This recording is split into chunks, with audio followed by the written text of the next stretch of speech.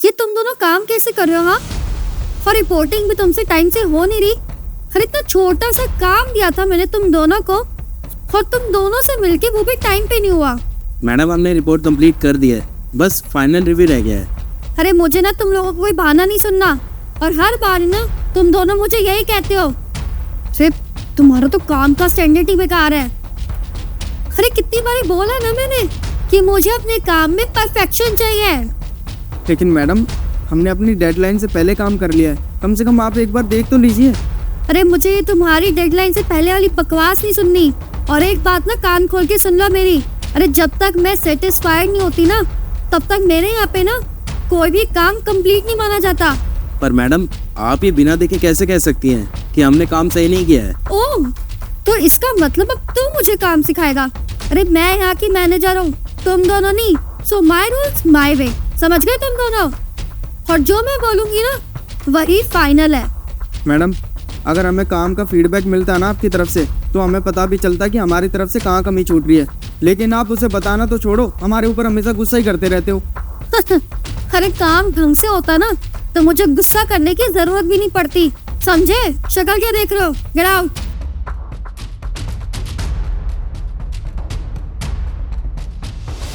यार आज भी पता नहीं मैडम ने हमारे ऊपर इतना गुस्सा क्यों दिखाया। हर बार ऐसा लगता है कि हम ही कुछ गलत कर रहे हो। बिल्कुल यार, हम कितनी मेहनत करते हैं, लेकिन उनके नज़रिए से तो हम हमेशा गलत ही कर रहे होते हैं। ऐसा लगता है कि उनके नज़रिए से ना कुछ सही है ही नहीं। आज उनका टोन देखा तूने, कितना ज़्यादा रूड था, दिल टूट गया यार। यार हो सकता है कि शायद उनके काम करने का तरीका ही अलग हो।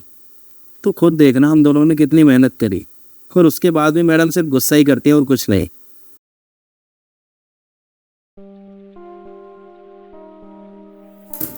सुनो, तुम लोगों को और काव्या मैडम को विनय सर ने मीटिंग के लिए बुलाया है। लगता कोई सीरियस डिस्कशन है। मीटिंग? अब वो क्या डिस्कस करेंगे यार? क्या उन्होंने हमारे काम पे ध्यान दिया होगा, या बॉस सिर्फ मैडम की बातों पे ही फोकस करेंगे? अब पता नहीं शिशा, लेकिन मेरे को ऐसा लग रहा है कि बॉस इस बार कुछ ऐसा कहने वाले हैं जो शायद हम लोगों के लिए इम्पोर्टेंट हो। और हो सकता है कि शायद अब हम भी अपनी तरफ से अपनी बात रख सकेंगे वहाँ पे। हाँ, लेकिन मेरे को डर है यार, मैडम वहाँ पे अपना गुस्सा कंट्रोल कर ही नहीं पाएंगी। हर बार मीटिंग में ना उनकी तनिक भी नाराजगी छुप नहीं पाती। सही कह रहा है यार, हमको लगता था कि हम अपना बहस देंगे तो सब कुछ क्लियर हो जाएगा, पर अब तो ऐसा लगता है कि एक्सपेक्टेशंस और कम्युनिकेशन में ही कमी है।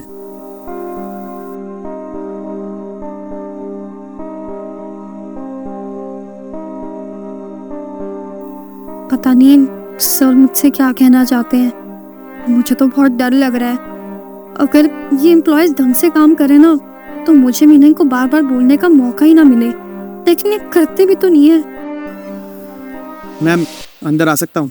अब हाँ आओ।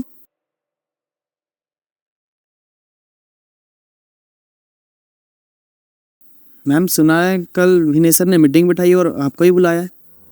हाँ पता है, मुझे तो समझ नहीं आ रहा कि अब क्या नया सुनने को मिलेगा मुझे। हो सकता है मैम मिसअंडरस्टैंडिंग हो, और मैम मैंने देखा है धर्मेंद्र और सुशाल सही काम कर रहे हैं। क्या तुम्हें भी ऐसा लगता है? जी मैम, बस यही कहना था। हो सकता है कल मीटिंग में सब क्लियर हो जाए।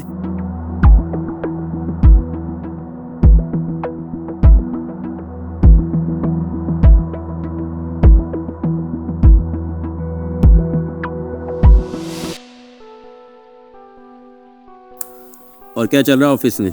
सर मैं क्या ही बताऊं आपको।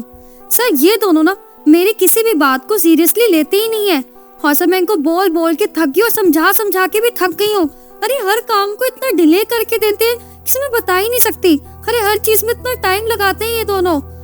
काव्या, क्या तुमने कभी सोचा है कि एम्प्लॉयज का प्रोस्पेक्टिव क्या हो सकता है? सर मुझे ना सिर्फ अपने काम से मतलब है। अगर दोनों काम टाइम से करके देंगे तो मैं इनको कभी कुछ नहीं बोलूंगी, लेकिन सर कभी ऐसा होता ही नहीं है ना, इसलिए बस ये मेरे से बातें भी सुनते हैं। सर हम काम ना टाइम पे ही करते हैं, लेकिन पता नहीं क्यों मैडम को हमारा काम पसंद ही नहीं आता है। सर हमें ना ऐसा लगता है कि मैडम हमारे ऊपर ट्रस्ट ही नहीं करती हैं। हम जो भी करते हैं ना पसंद ही नहीं आता, हमेशा गुस्सा ही करती रहती हैं। तुम दोनों ने कभी ये सोचने की कोशिश की है कि काव्या तुम्हारे काम से खुश क्यों नहीं है? सर हमें ये लगता है कि मैडम की ना एक्सपेक्टेशंस बहुत ज़्यादा हाई हैं, क्योंकि हम जो कुछ भी कर लें इनको कम ही लगेगा।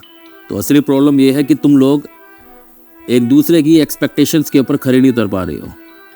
काव्या, तुमने कभी सोचा है कि तुम्हारे एम्प्लॉयज़ धीरे काम कर रहे हैं तुम्हारी एक्सपेक्टेशंस के हिसाब से, तो वो क्यों कर रहे हैं? कभी तुमने उन्हें करेक्ट करने की कोशिश की, कभी समझाने की कोशिश की कि ये लोग अपने काम के तरीके के अंदर अगर थोड़ा बदलाव करेंगे तो और बेटर परफॉर्म कर पाएंगे? हो सकता है कि शायद ये लोग खुद से कोशिश कर रहे हो अच्छा काम करने के लिए, फिर भी ये फेल हो रहे हो, तो शायद इन्हें थोड़ी सी ना गाइडेंस की ज़रूरत है।